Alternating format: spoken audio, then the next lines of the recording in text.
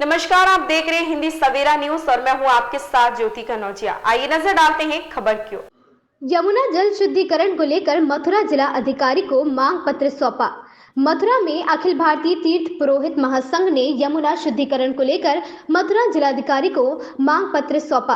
अखिल भारतीय तीर्थ पुरोहित महासंघ के राष्ट्रीय अध्यक्ष प्रयागनाथ चतुर्वेदी ने कहा कि यमुना जी का यमुनोत्री से लेकर प्रयागराज पर्यटन लगभग 700 किलोमीटर के मार्ग में एकमात्र यदि कोई तीर्थ है तो उसका न पुण्य तीर्थ विश्राम घाट मथुरा ही है कि जहां प्रतिवर्ष देश विदेश से लाखों करोड़ों वैष्णव श्रद्धालु श्री यमुना जी का पान स्नान एवं पूजन कर अपने आप को धन्य समझते हैं। संपूर्ण देश में यमद्वितीया का त्योहार एकमात्र पर्व यदि कहीं मनाया जाता है तो वो केवल और केवल पुण्य तीर्थ विश्राम घाट मथुरा पर ही मनाया जाता है, जिस पर्व पर भाई बहन हाथ पकड़कर साथ साथ स्नान करने अपने आप को यम के फंद से मुक्ति दिलाते हैं, क्योंकि यमुना जी सूर्य की पुत्री तथा यम और शनिदेव की बहन है। वर्तमान में यमुना जी बहुत ही दयनीय स्थिति है कि जिसे देखकर व्रजजन एवं व्रजवासी बहुत ही दुखी हैं, क्योंकि हम सभी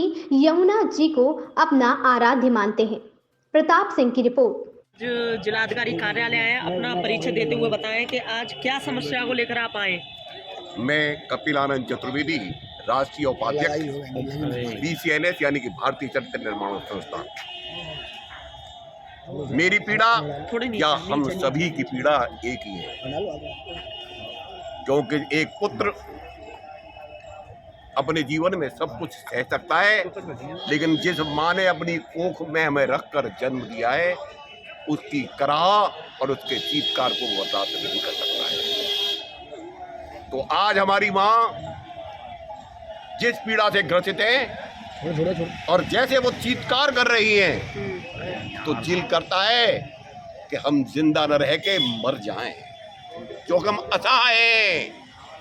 ये राजनीतिज्ञ, ये भेड़िए और ये लुटेरे पिछले अनेकों वर्ष से हमारे साथ खिलवाड़ कर रहे हैं और मां को धोखा दे रहे हैं। और क्या कर रहे हैं, सबसे बड़ा पीड़ा का विषय ये है कि 4000 करोड़ रुपए केंद्र सरकार ने और राज्य सरकार ने अब तक जारी किए, लेकिन इन्होंने अपने घर भरे, अपनी तिजोरियां भरी और प्रशासन को बाध्य करते हैं कि हमारे मन मुताबिक रिपोर्ट बनाकर भेजें। अभी सुनने में यह आ रहा है कि 400 करोड़ रुपए दोबारा से यमुना जी के लिए आए हुए हैं और फिर भी कार्य नहीं हुआ जा रहा और बोला जा रहा है कि जो नाले हैं उन्हें टेप किया जा रहा है।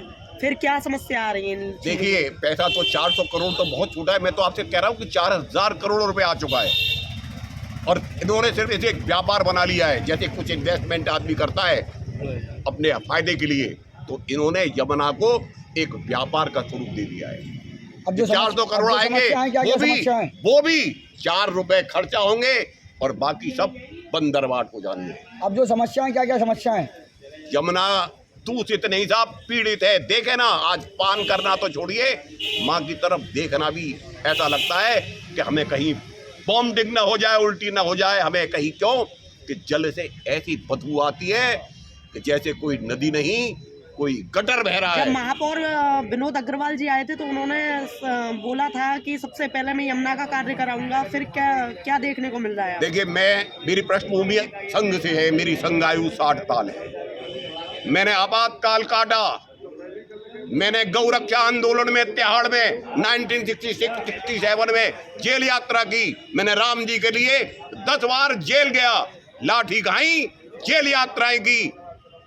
लेकिन ये नेता, चाहे विनोद अग्रवाल हो, चाहे कपिल आनंद चतुर्वेदी हो, सभी तो धन के लालच में अपना धर्म भूल गए हैं। आज आप जिलाधिकारी से मुलाकात की है, क्या आश्वासन दिया है, क्या बोला है आपसे? जिलाधिकारी महोदय ने वादा किया है कि हम कर रहे हैं और करेंगे, और वो समर्पित हैं। वो खुद चाहते हैं, जो मेरी उनसे व्यक्तिगत स्तर पर भी कई दफे इस विषय में बात हो चुकी है, यहाँ भी वृंदावन में भी।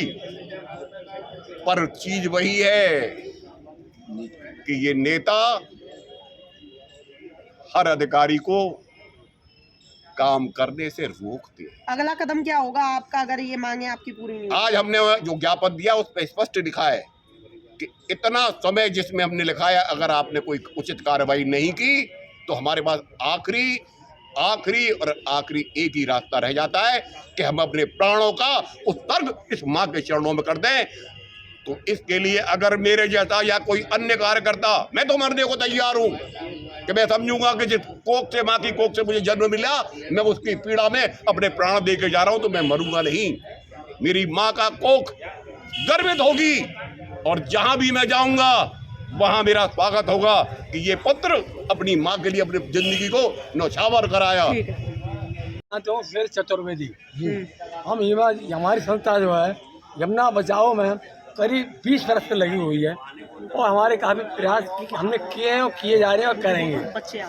डीएम साहब ऑफिस हमको पूरा जानता है, सब जानता है। हमारी संस्था की हाई कोर्ट में दायर है,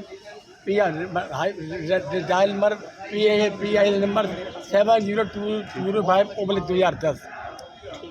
हमारा पहला मुद्दा है यमुना सोचो और बैराज के गेट खोले जाए। बैराज 21 गेट हैं, 21 गेट हैं। हम आपने देखा होगा, हम यहीं से आए हैं कि हम को हो रहे हम 7 गेट खोले रखे जाए। आए दिन आते रहते, डीएम साहब से कहते रहते हैं हमारी योगी है।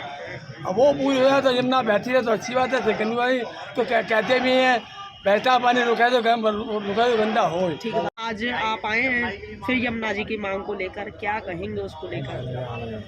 मैं अखिल भारतीय तीर्थ प्रोत महासंघ का ब्रज प्रांतीय अध्यक्ष लाली भाई शास्त्री, हमारे समस्त पदाधिकारी सहयोगी यमुना भक्तों के साथ में हमने 4 दिन पहले यमुना जी में नौका विहार करते हुए भ्रमण किया था और वहाँ की वास्तविक स्थिति को हमने देखा।